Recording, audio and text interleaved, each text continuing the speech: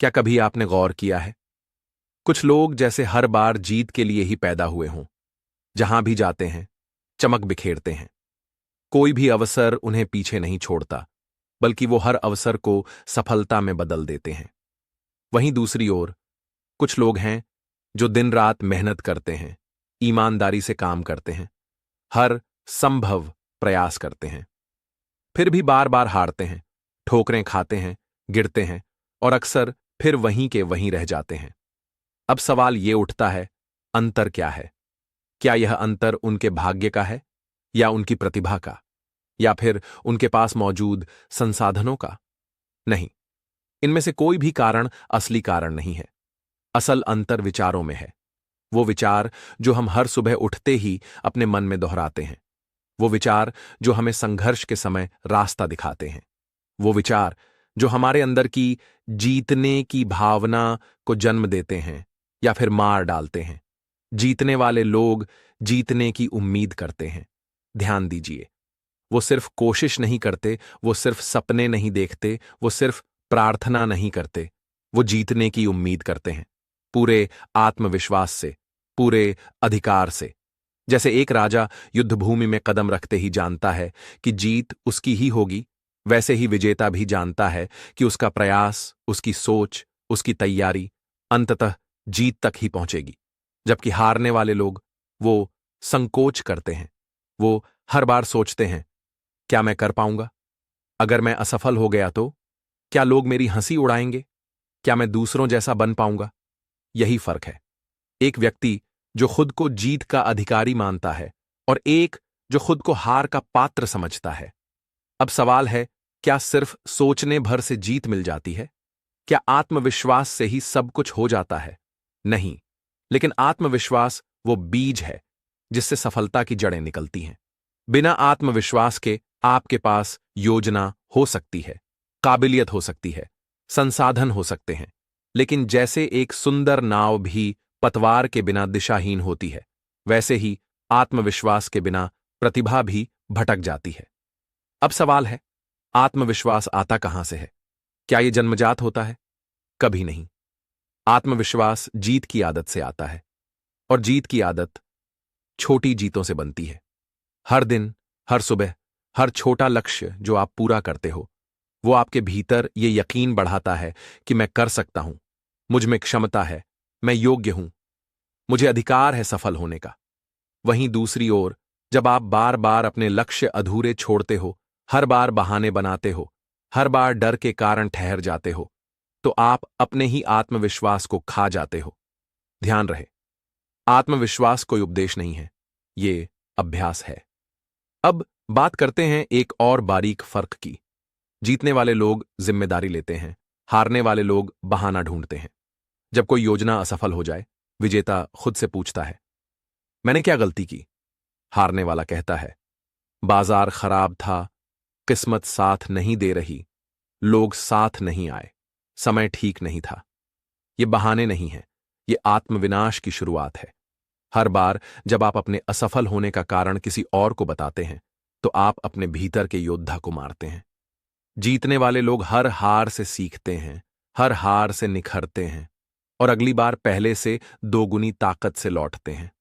आप कभी सोचिए, स्टीव जॉब्स को उनके ही कंपनी से निकाल दिया गया था, लेकिन क्या उन्होंने हार मान ली? नहीं, उन्होंने खुद को फिर से बनाया और उसी कंपनी में लौटे एक विजेता बनकर। क्या महात्मा गांधी पहले दिन से एक सफल आंदोलनकारी थे? नहीं, उन्हें भी कई बार असफलता मिली, लेकिन उन्होंने अपने विश्वास को कभी मरने नहीं दिया। क्यों? क्योंकि उन्होंने अपनी हार को अंतिम सत्य नहीं माना। उन्होंने उसे एक प्रक्रिया माना, एक सीढ़ी माना, एक चरण माना उस मंजिल तक पहुंचने का, जिसे उन्होंने पहले से अपने मन में देख लिया था। यही वो बिंदु है। विजेता पहले से जीत को देख लेते हैं। वो केवल कोशिश नहीं करते, वो योजना बनाते हैं, अभ्यास करते हैं, सचेत रहते हैं और फिर आत्मविश्वास से कदम उठाते हैं।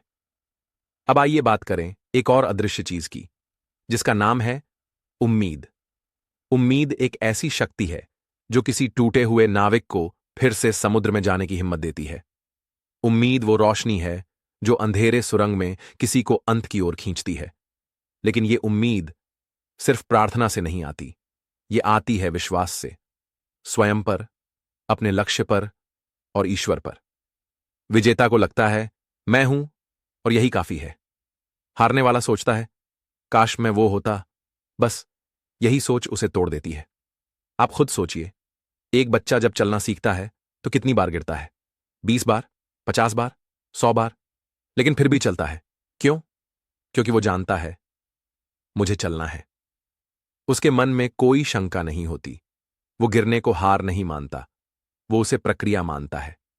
इसी तरह जो लोग जीतते हैं वो गिरने से नहीं डरते, क्योंकि उन्हें पता है कि उठना तय है। अब एक बात और जानिए, सफलता कोई तात्कालिक चीज नहीं है। ये एक प्रक्रिया है, ये एक यात्रा है। और इस यात्रा में जो सबसे ज्यादा मायने रखता है वो है आपका नजरिया।